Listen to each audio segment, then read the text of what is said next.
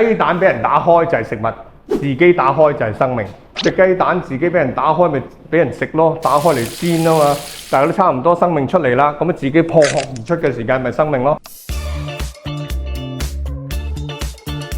你只要做多啲同樣嘅事情咧，你嘅量多咗，你就變咗質出嚟噶啦。哇，個 qualitative 同埋 quantitative。qualitative 就係話，喂，我日日走去跑步，咁我個量多咗，我個身體又好咗啦，應付任何挑戰嘅質素都強咗啦。田徑場有8條跑道，得冠亞季軍，咁點解會有人去8條跑道會企滿晒佢啊？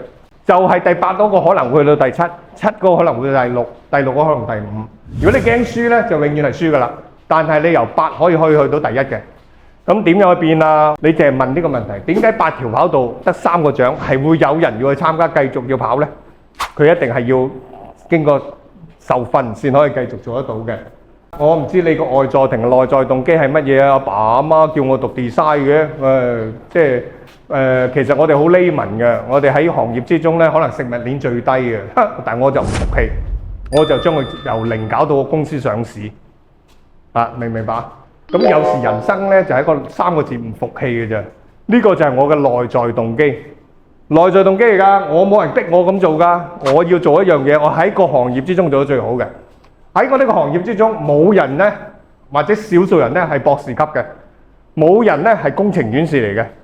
咁你話喂，又係你自己逼自己，係啊，你唔優秀嘅，你識得司長都冇用，同埋hello 飲杯嘢咁樣，係咪？